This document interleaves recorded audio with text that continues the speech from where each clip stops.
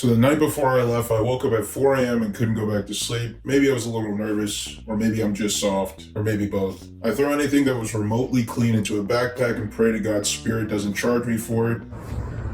Yo, is that Ron? I get there and I already know the drill. I hop straight on the bus and head towards the strip because I know Ubers are way too expensive. And because I'm familiar with the bus route, I know that the bus takes me directly to my first spot, but my phone wasn't charged. Last time I came to this spot, they let me play all day before I got the boot. This time, it was the exact same crew, same dealer, same pit, same everything, except the guy who kicked me out last time was also there. I played for about an hour, won a couple of max bets, and I'm at a table with a bunch of people. We are vibing, very much vibing, and I can literally hear one of the bosses trying to whisper to the other, but she was basically yelling. He keeps going from one hand to two. Then for 40 minutes, the other boss just stared at me through like the corner of his eye. He was like looking at me from the side. But whenever I would look over at him, he would look away. Soft. At one point, I go in to add another hand. The pit boss immediately comes over and snatches all of the cards out of the discard tray to count me down. That's just when they go and count the cards. I pick up my chips and head over to the cashier's desk, but of course he walks over and says, "No more blackjack." And I'm like, duh, bro, I'm leaving. I meet a friend I made out there last time. He told me about a game that was right up the strip. He said it was a far walk, but it was far. Like really far. 2 miles of walking and kind of jogging. I finally make it. And the game, it does not disappoint. But first, I had to charge my phone. Again. Yes, this is going to happen more than once. I play heads up, slowly losing, nothing too big, a couple of hundred. I get a dealer switch, and instead of using the notch in the discard tray to do the pen, this dealer was eyeballing it, and the pen was significantly worse this way. At this point, I was tired from my journey to get there, and took a break and waited for the dealer to switch again. Currently down 500, and the pit boss keeps begging me to get a card. Just lost a huge hand where I split 10s versus a 5 to the max. Got a 12, a 13, a 16, and an 18.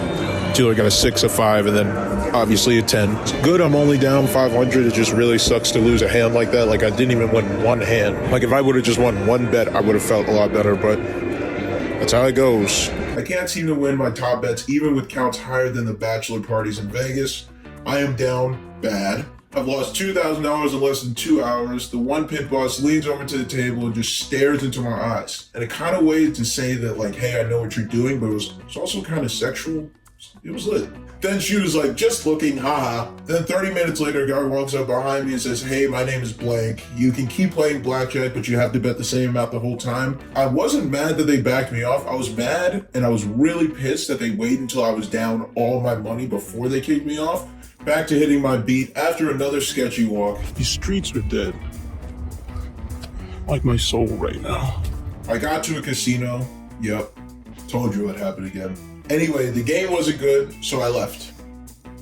Arch nemesis. Back. Played for a little bit. Surprisingly, the 6 miles I had walked before somehow tired me out, so I went to the Airbnb, saw some old faces, which was really cool. Also, the house was lit. But I wasn't done. We were walking distance to a casino. Others would say different. I want to pose this question really quick. Is 1 mile walking distance?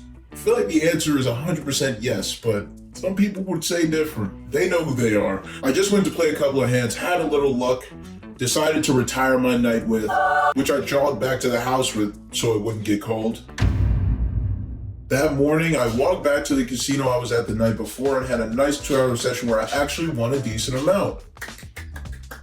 During this session, I saw someone at another table order a green tea, and I said to myself, that sounds kind of bustling. I ordered one. The waitress asked if I wanted honey and lemon, and I said nah. Then when I got the tea, it tasted like scoldering hot booty. But we'll come back to that later. All right, just got a really negative shoe, and I'm pretending to be on the phone, sitting away from the table, hoping she just shuffles the cards. But yeah, super positive shoe, and I finally won bet. And you know, I was really discouraged yesterday after I was just down so much. But I'm realizing like the swings are just way different now. My swings, like when I play at home on the East Coast, is just like 6 and 8 deck games is so tame and so much more emotionally manageable than this that I'm like kind of glad I don't live over here. Decided to walk away with a win to boost my confidence for the afternoon. Back at the house, I was hanging out, meeting everyone in the house. Like I said before, there were a lot of faces, but I really liked that because I felt more comfortable opening up and talking with everyone, even those people I didn't get to talk with a lot the time before I went to Vegas. made some new friends, and one of them even gave me a lift to my next casino, where I played my first ever pitch game. It's the same rules, except the game is dealt face down. The dealers throw the cards at you, which is so much fun, because you actually get to play with the cards and touch them. The first table I sit down at, I look up, and there's another counter I know who had nothing to do with my trip. I just knew him, sitting on the other end of the table. We awkwardly stared at each other for a second before I got up and just walked away. My first shoe, I get a high count and instantly start throwing my big bets out. I get a glare from the pit lady. I look back at her and she continues to stare as she walks to the phone and calls up to surveillance. I get up, walk away for 10 minutes. When I come back, she's gone and I keep playing. We decided to leave after an hour because the game was slow and the place was getting really full. We head back to the morning casino. Man, I want to go in this one. Just lost $1,700 in less than an hour. $1,700 I worked really hard for.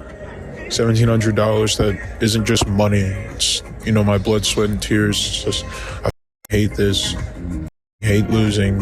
I feel like I'm wasting my time. Just, I don't want to.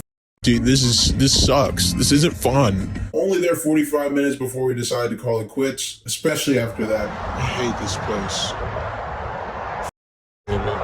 As I sit in the house and am talking about my trip so far, I get some really good advice from some other counters on how to maximize my spread on this trip. It's got me excited enough to walk back over to the casino. However, it was more of the same variance. The losses just kept pouring in, and at this point, I just wanted to go to sleep, so I did.